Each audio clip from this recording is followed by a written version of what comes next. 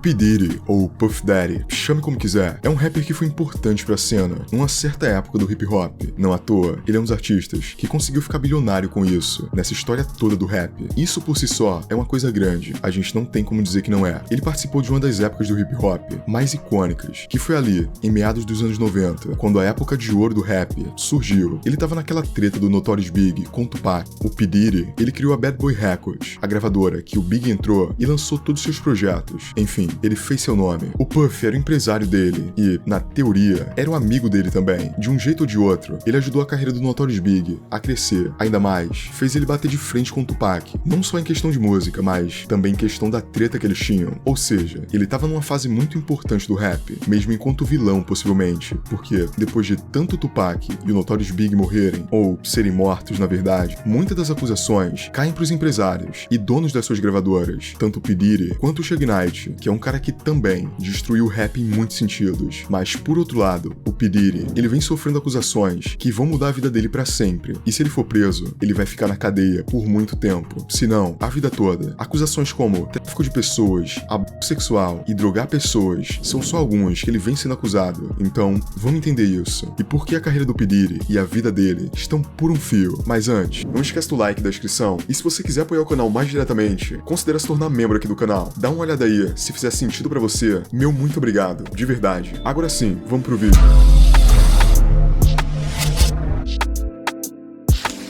O Puff Daddy tinha acusações de abuso até por sua ex-namorada, que na verdade foi a primeira acusação de todas. A Cassie, que é uma cantora de R&B, foi a primeira que acusou ele. Porém, na teoria, não foi a primeira que teria sofrido com os crimes que ele cometeu. Mas enfim, a Cassie conheceu o P. Diddy quando ele tinha 37 anos e ela 19. Isso lá em 2009. Ele contratou ela para sua gravadora com a promessa de uma carreira de sucesso, que ele tiraria ela do anonimato e ia fazer ela grande, uma estrela. E aí você já viu, né? Depois disso, eles começaram um relacionamento e, de acordo com as acusações, que veio muitos anos depois, o Puff Daddy sempre foi um homem violento, que fazia coisas absurdas com ela. Segundo o próprio documento do processo, o P. Diddy, além de forçar ela a ter relações sexuais com ele quando ela não queria, já chegou a forçar também ela a ter relações sexuais com outras pessoas da sua equipe, enquanto ele filmava. Uma coisa completamente doentia. Ainda nessa mesma acusação, tem casos que falam como o P. Diddy, um dia, invadiu a casa dela na madrugada pra abusar sexualmente. Eu não preciso dizer que ele negou todas essas acusações, né? Só que aí que tá. Depois que a Cassie teve coragem de falar sobre o caso, apareceram novas mulheres que também tiveram coragem de abrir tudo isso em relação ao Puff Daddy. Mais precisamente, outras 3 mulheres. E várias das acusações são sempre com as mesmas falas, indicando que o Puff Daddy, caso tudo isso seja verdade mesmo, teria meio que um padrão pra fazer as coisas que ele fazia. Ele embebedava e drogava suas vítimas pra poder fazer o que ele queria. Uma das mulheres que acusou o Puff Daddy de abuso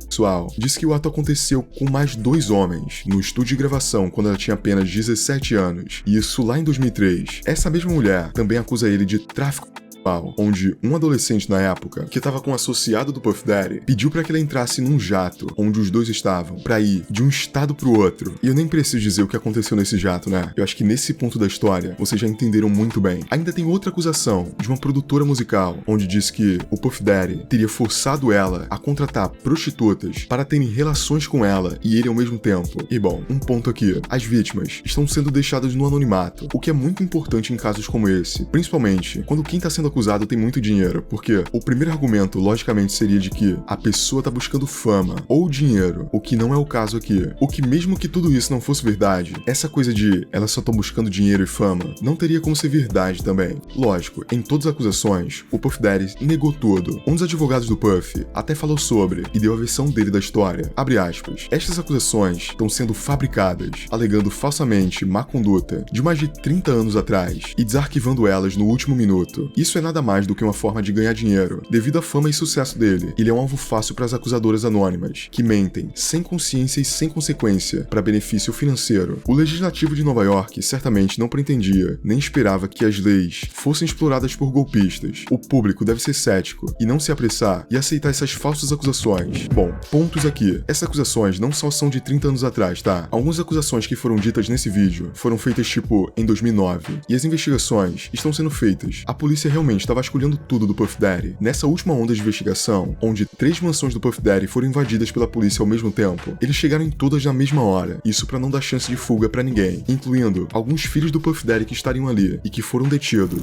And right now, we are learning more disturbing details about Diddy's sex trafficking investigation. From wild sex parties to sex workers, the allegations against this music mogul are shocking. On Monday, federal agents raided Sean P. Diddy Combs' multi-million-dollar mansions in LA and Miami. It was carried out by the Department of Homeland Security team that handles human trafficking crimes.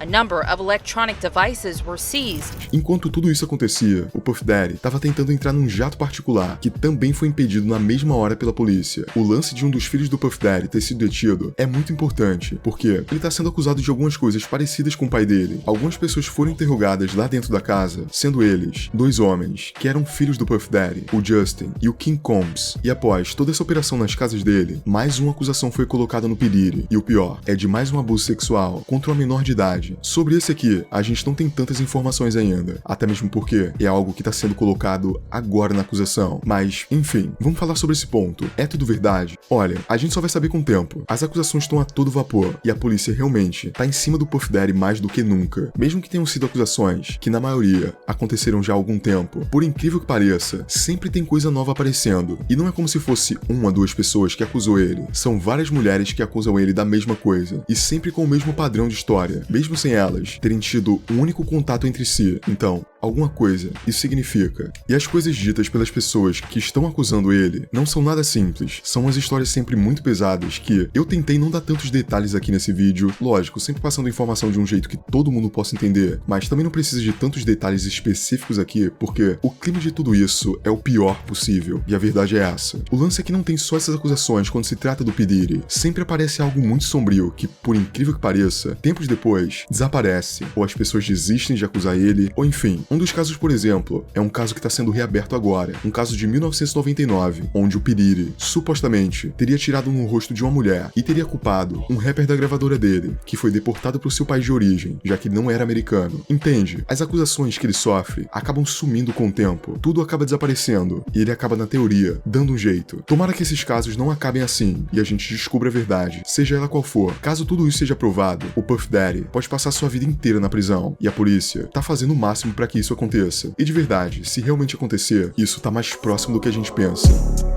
Fala aí, eu sou o Vitruviano e esse foi mais um vídeo do meu canal. Se você curtiu o conteúdo, não esquece do like, inscrição e um comentário para me ajudar no algoritmo. Se quiser divulgar sua música aqui, todos os meus contatos vão estar aí na descrição. Muito obrigado por me ouvir até aqui e até a próxima.